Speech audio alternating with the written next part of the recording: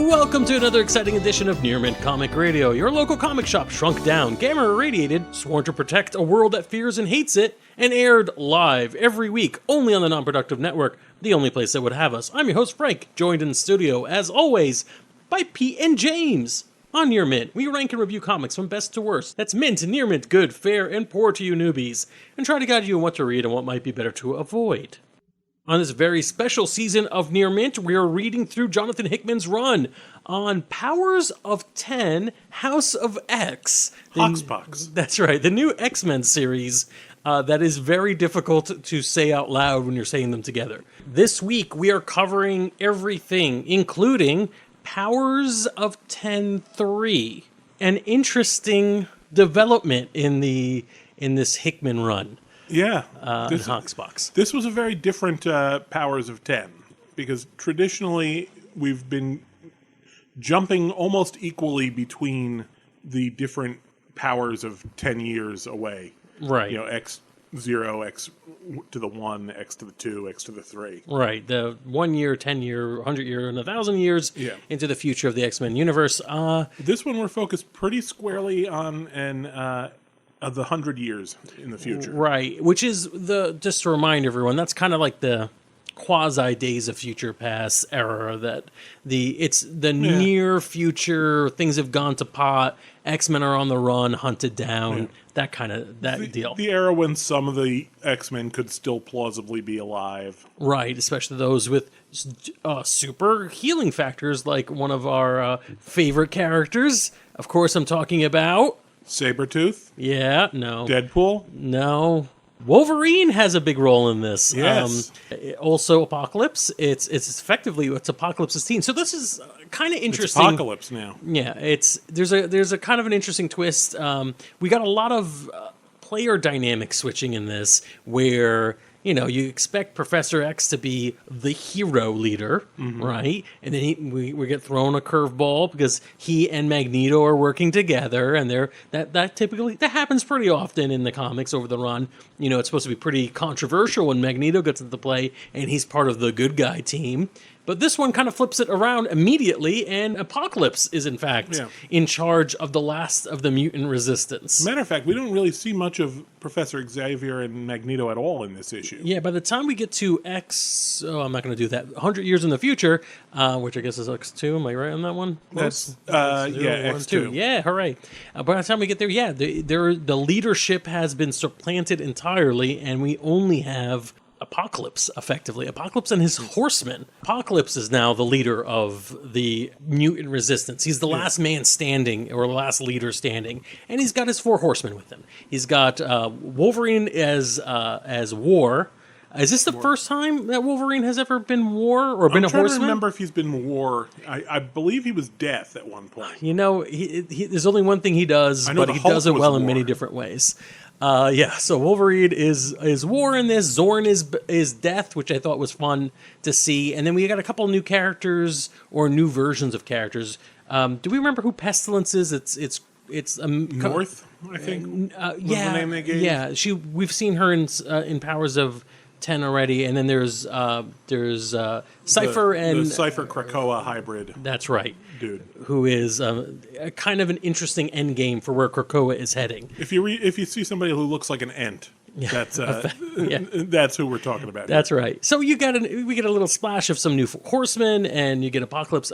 For me, the most fascinating thing is Apocalypse as leader of mutant resistance, because you've now erased any lines. Right. There's always the question of whether Apocalypse or Magneto has taken things too far. That's the trope in these books. Right. These are the leaders that are too aggressive, too bad, especially Apocalypse. He's definitely he's a step towards genocide, right? Wiping out humanity. There's no subjugation. The only way we can stay alive is by fighting back. This is pure, unadulterated bad. Yeah, he's the leader. Yeah, he's amoral evolution. Right. But of course we find him as leader. So what did you think, James, as a new reader? What do you think about that? Seeing Apocalypse on the stage as the leader of the mutant resistance?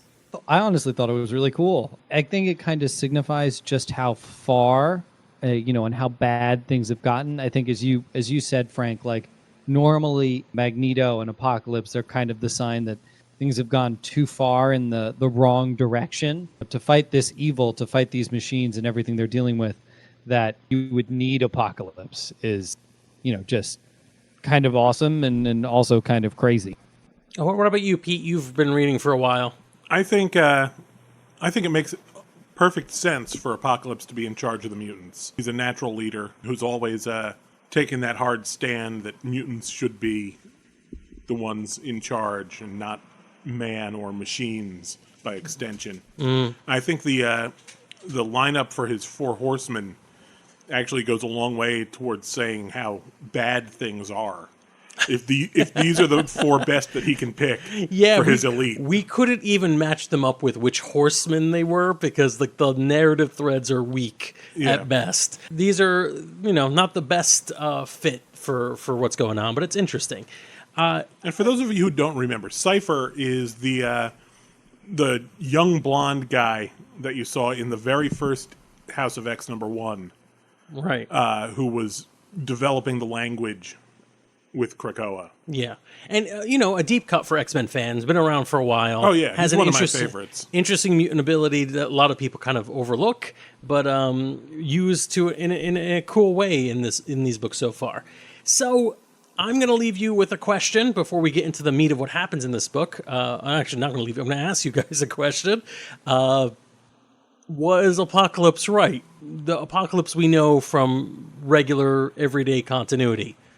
Knowing what we know about the future of mutant kind and humanity in the world, is Apocalypse right? Because, that's what we're led... This isn't just a what-if tale, right? We know that because mutants were beaten back so severely that in the 100-year timeline in X2... the only person left to lead them is Apocalypse, and Apocalypse is our greatest, best hope to save mutant kind, which is what he kind of has been saying more or less all along. He and Magneto and others, the idea that there is no coexistence with humanity. There's only one will win and one will lose. So has Apocalypse been correct? It's hard to conjugate words in the past impossible never tense. Yeah, it's an interesting question because in a way, Apocalypse is always kind of right. Only the strong survive. Only the strongest survive. I think maybe he wasn't right in that he was assuming that the mutants would prove to be the strongest. Right. But he's right in his evolutionary pragmatism, I guess. How about you, James? What do you think? So I'm going to say no, only because it seems almost as if Apocalypse has come around to whatever the larger plan is. And I think it's that they're trying to create the perfect timeline, or the perfect outcome for both humanity and X-Men. With the ending of this book, Wolverine finds Moira, gives her all the information from up until this point in the timeline and or this version of her life, right? And says, this one's kind of a dud. You're going to have to move on to the next one, but here's all this stuff you need. Right? Wait, so hold on. I take major exception from your... he's like, so your life is kind of a dud. No, that's not what's happening here. They planned this. Yeah, this was always the plan. They were doing a suicide mission to get this information. Yeah. And then the whole plan was to send Moira back with this so that in her next life they would have the information to take out Nimrod for good. So I have 2 answers to this. Yes and no. One, Apocalypse is sort of right in that, yes, ultimately it came down to a final drag-out fight with humanity, and only the strongest survive, and it's going to be a conflict. But I would make the argument that the aggressive stance that Apocalypse and other mutants take might be the reason why humanity fears and loathes them and doesn't trust them and what have you. The tagline for X-Men. So it's kind of a self-fulfilling prophecy is what Possibly. I think we're experiencing in this series. I don't know that we know enough about this past timeline to know that, though. Because we've never really seen anything about what the inciting incident is that really starts humanity hating mutants. No, we do, kind of. So we've seen a decent amount of what's going on in X1 or in X0. We see when Xavier's first coming up with the ideas of humanity and mutants living together, and the resistance he gets when mutants try to form their own nation. So I don't think this timeline starts off with mutants trying to form their own nation. They're definitely reacting. Yeah. They're saying mutants have always been treated terribly, and we're being hunted, and we're being persecuted, so we need to form our own nation. And one of the reasons that the very act of trying to form their own nation inspires Orchrus to go into space and build Mother Mold, or to effectively make Nimrod to effectively wipe out all mutants, because humanity is afraid of being wiped out by mutants. So it's like this endless cycle of mutants taking an aggressive stand because humans took an aggressive stand, but humans took an aggressive stand because mutants are taking an aggressive stand. That seems to be the loop that we're arguably even in the real world stuck in, where you can't determine who's the beginner, who initiates the conflict that's going to destroy us. So that's one aspect of it. The other aspect of it is we do see what happens in this story 1,000 years in the future, and it seems like things kind of worked out.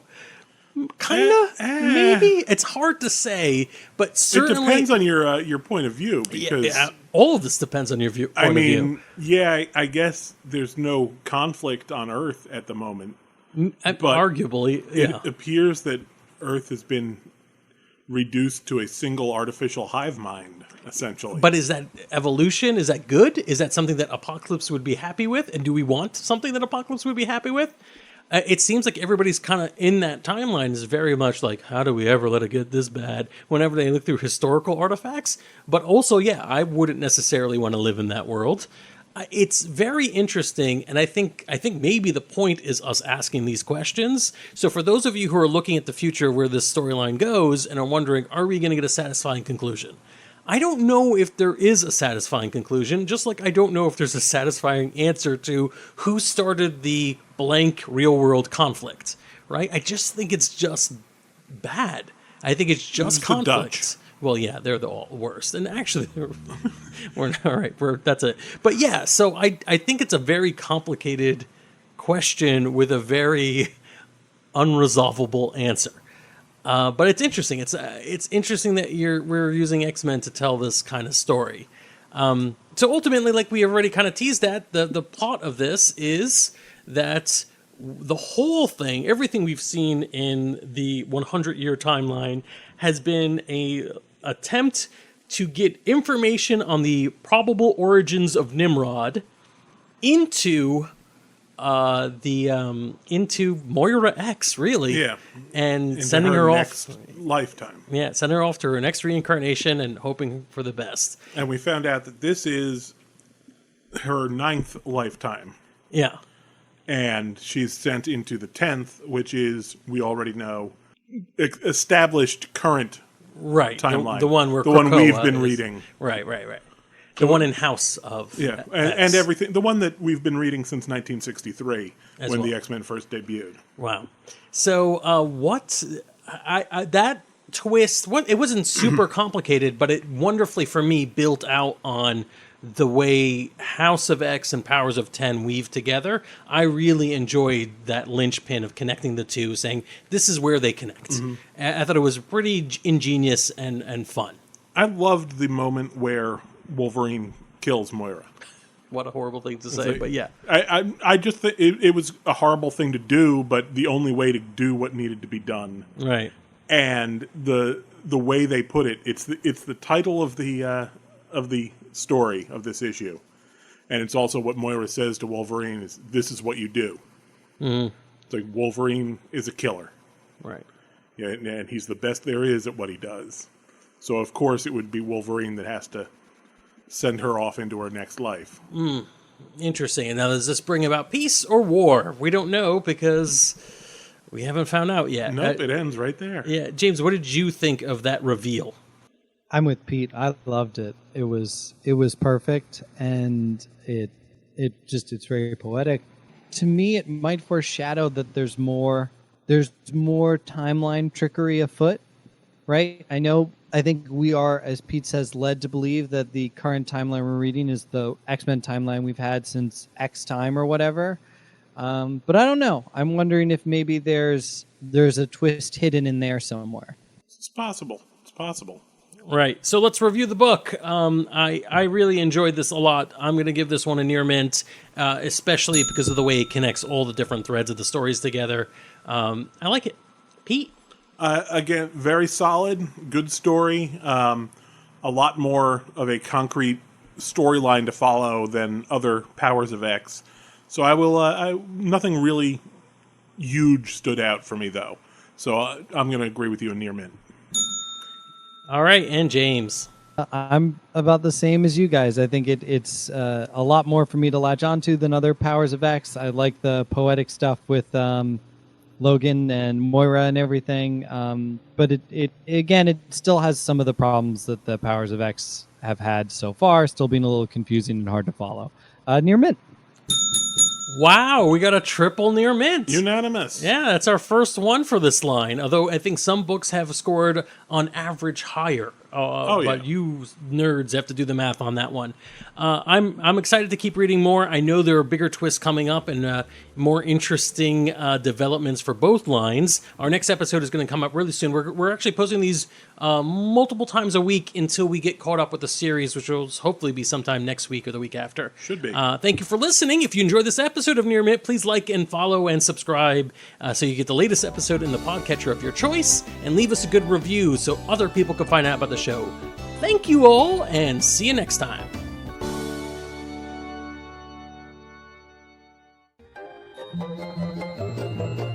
This has been a non-productive media presentation. Executive producer Frank Hablawi. This program and many others like it on the Non-Productive Network is distributed under a Creative Commons Attribution Non-Commercial No Derivatives license. Please share it, but ask before trying to change it or sell it. For more information, visit non-productive.com.